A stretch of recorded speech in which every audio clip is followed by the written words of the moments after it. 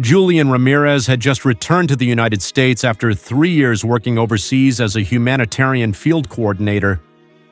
He was an American citizen, born and raised in Chicago, of Filipino and Mexican descent.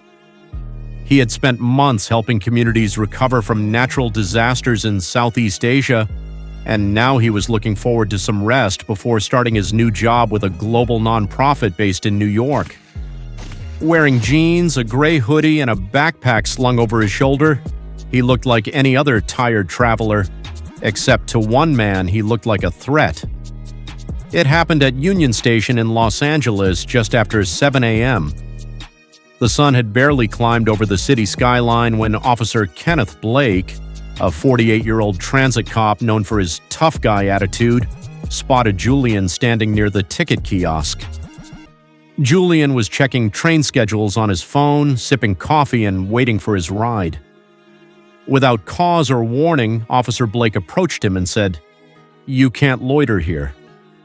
Julian blinked, confused. "I'm not loitering, officer. I just got in and I'm waiting for my ride." But the cop was already circling him, asking for ID, demanding he put down his bag and accusing him of acting suspicious. Julian, still polite, opened his wallet and showed his driver's license and U.S. passport, but Blake wasn't satisfied.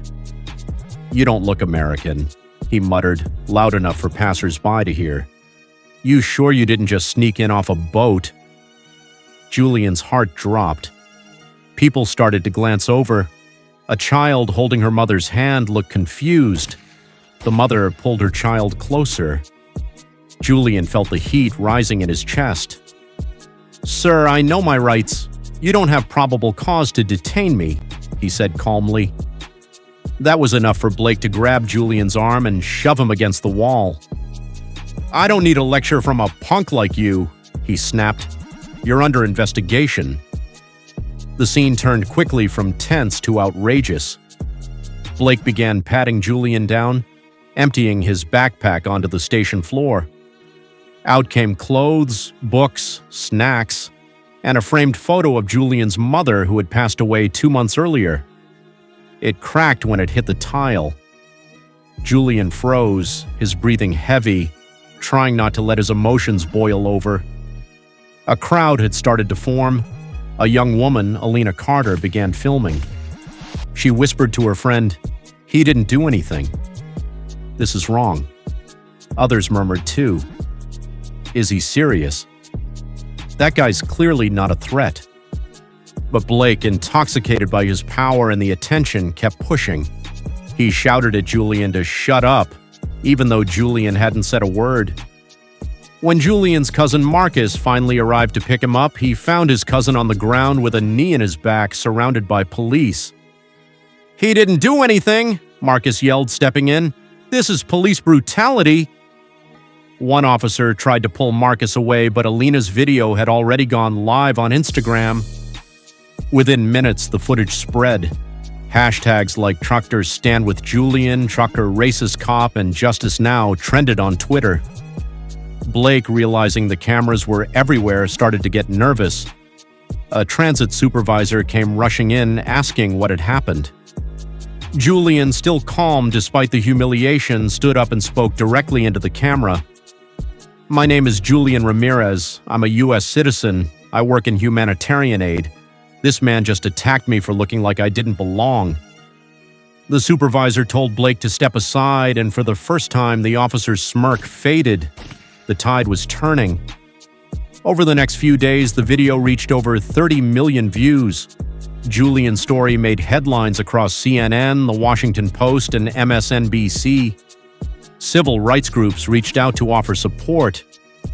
Julian didn't want to become a symbol, he just wanted accountability. But the world saw something else in him: strength, dignity, and justice. A formal investigation launched into Officer Blake's conduct. It turned out Julian wasn't the first person he had profiled. Complaints from past victims surfaced, buried in paperwork and ignored until now. A class action lawsuit formed. Meanwhile, Julian used the momentum to raise awareness about systemic racism in public safety agencies. He gave testimony before city councils and state representatives. He spoke to college students and youth groups. He founded an initiative called Visible Voices, offering legal and emotional support to others who had been publicly humiliated by authority figures. As for Officer Blake, he was suspended without pay and later fired. A civil case found him guilty of civil rights violations and awarded Julian a 7-figure settlement. Not that Julian cared about the money. What mattered was the change. Transit police departments across California were forced to implement new training, surveillance policies, and public accountability systems. Julian became a regular voice on national panels, talking about unconscious bias, police reform, and the importance of filming injustice when it happens. 1.